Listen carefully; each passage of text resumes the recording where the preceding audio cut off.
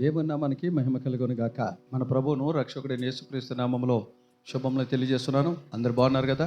మరొకసారి పరిశుద్ధాత్మ దేవుడు ఈ ఆదరణ గడియ అనేటువంటి దైవిక కార్యక్రమం ద్వారా మిమ్మల్ని మీ కుటుంబాన్ని దర్శించి దేవుని మాటలు మీతో పంచుకోవటానికి దేవుడు నాకు ఇచ్చిన కృపను బట్టి ఆ దేవదేవునికి వందనాలు చెల్లిస్తున్నాను. దేవుడు మిమ్మల్ని దీవించును గాక. ఆమేన్. రండి, ఈరోజు దేవుని యొక్క వాక్యాన్ని విందాం. పరిశుద్ధాత్మ దేవుడు ఈ రోజున మనతో మాట్లాడుకున్న అంశం ఏంటంటే, పరిశుద్ధాత్మ దేవుడు నన్ను ప్రేరేపించిన మాట ఏంటంటే, దేవుని బిడ్డలకి ఉండవలసిన లక్షణములు.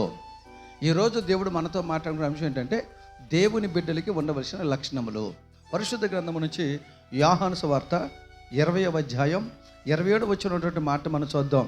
తర్వాత తోమాను చూసి, నీ వ్రేలు ఇటు చాచి నా చేతులు చూడుము, నీ చెయ్యి చాచి నా ప్రక్కలో ఉంచి అవిశ్వాసివై కాక విశ్వాసి ఉండమని చెప్పాను. దేవుడికి మహిమ కలుగును గాక. దేవుని బిడ్డలను గమనించండి. దేవుని బిడ్డలకి ఉండవలసిన లక్షణాలు ఏంటి? అసలు దేవుని బిడ్డలు అంటే ఎవరు అంటే, ఎవరైతే క్రీస్తు రక్తంలో కడగబడి మారు మనసు పొంది బాప్తీసం తీసుకుని విశ్వాసిగా ఎవరైతే మార్చబడతారో, నీతిమంతులు ఎవరైతే విశ్వాసులని పేరు పొందుకుంటారో, సంఘానికి ఎవరైతే వెళ్తారో వాళ్ళని విశ్వాసులు అంటారు. దేవుని బిడ్డలను గమనించండి. అంటే దేవుని బిడ్డలు అంటే ఎవరంటే, సంఘానికి వస్తున్నట్టు విశ్వాసులకు ఉండవలసిన లక్షణాలు ఏంటి? దేవుని మందిరానికి వెళ్తున్నటువంటి విశ్వాసులు అనగా దేవుని బిడ్డలకు ఉండవలసిన లక్షణాలు ఏంటో ఈరోజు కొన్ని మాటలు చెప్తున్నాను. నువ్వు దేవుని మందిరానికి వెళ్తున్నావు కదా, మరి విశ్వాసకు ఉండవలసిన లక్షణాలు, దేవుని బిడ్డలకు ఉండవలసిన లక్షణాలు నీకున్నాయా? నేర్చుకుంటున్నావా? వాటి ప్రకారం ఉంటున్నావా లేదా? ఒకసారి మనం పరిశీలన చేద్దాం. అసలు దేవుని బిడ్డలకు ఉండవలసిన లక్షణాలు ఏమిటి? విశ్వాసాన్ని పిలువబడుతున్న మనకి ఉండవలసిన లక్షణాలు ఏంటి? ఉండవలసినటువంటి క్వాలిఫికేషన్స్ ఏంటి? ఉండవలసిన అర్హతలు ఏంటో ఒక 2-3 విషయాలు చెప్తాను. దేవుని బిడ్డలను గమనించండి. ఒకటి, విశ్వాసకి అనగా దేవుని బిడ్డలకు ఉండవలసిన మొదటి లక్ష్యం ఏంటంటే, విలాప వాక్యాలు 2వ అధ్యాయం 19 వచ్చిన మాట ఏంటి తెలుసండి? ఈ విశ్వాసకున్న మొదటి అనుభవం తెలుసా? రేయి మొదటి జామున లేచి దేవుడికి మొరపెట్టాలి. ఈ రోజున వాక్యం వింటున్న దేవుని బిడ్డ అని చాలామంది అవుతుందంటే, దేవుని బిడ్డలారా, కుమారులు కుమార్తెలారా, విశ్వాసకున్నటువంటి నీవు రేయి మొదటి జామున లేచి ప్రార్థన చేస్తున్నావా? ఈ రోజున విశ్వాసకున్న మొదటి అనుభవం అదే. ఈరోజు చాలా కుటుంబాల్లో రేయి మొదటి జామున లేచి ప్రార్థన చేసే అనుభవం లేదండి. ఈ రోజున అలాంటి అనుభవం లేకపోతే మన దేవుని బిడ్డలకు యొక్క అర్హత మనకు లేదు.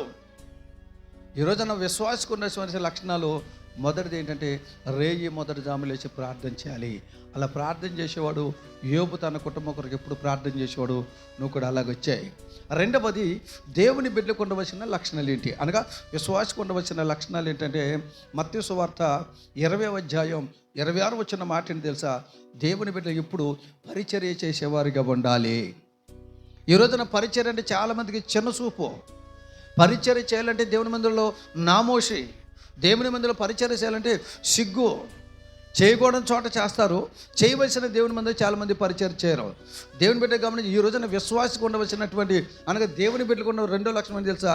మొదటిది రేయి మొదటి జామున నుంచి ప్రార్థన చేయాలి. రెండోది పరిచర్య చేయాలి. ఏ రోజైతే నువ్వు పరిచర్య చేయటం మొదలు పెడతావో ఆ రోజు దేవుని నుంచి సంతోషిస్తాడు, ఆయన బిడ్డగా నిన్ను స్వీకరిస్తాడు. ఆమేన్. 3వ మాట చెప్తానండి. 3వది కీర్తనల గ్రంథం 15వ అధ్యాయం 3వ వచ్చిన మాట ఏం తెలుసా? తన పొరుగు వారి మీద నింద మోపకూడదు. ఆమేన్. దేని బిడ్డలు గమనించండి. 3వది, దేవుని బిడ్డలకు ఉండవలసిన లక్షణం ఏంటంటే, విశ్వాసకు ఉండవలసిన లక్షణం ఏంటంటే, తన పొరుగు వారి మీద, ఇతరుల మీద మనం నింద మోపకూడదు. ఒకవేళ ఎవరి నీ మీద నింద మోపినా భరించు, సహించు, కానీ ఎవరి మీద నువ్వు నింద మోపమాకు. దేవుని వైపు చూడు, దేవుని వైపు కన్నులెత్తు. ఒకవేళ నీ మీదకి నింద వచ్చిందా, దేవుని వైపు చూడు, దేవుడు ఖచ్చితంగా నేను తలగా ఉంచుతాడు, అనేక ఆశ్చర్యమైన కార్యాలు చేస్తాడు.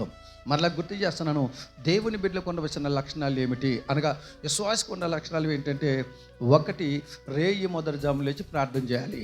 రెండవది, మనకు ఉండవలసిన 2వ లక్షణం ఏంటి తెలుసండి? పరిచర్య చేయాలి. 3వది, దేవుని బిడ్డలకు ఉన్న లక్షణం ఏంటి తెలుసండి?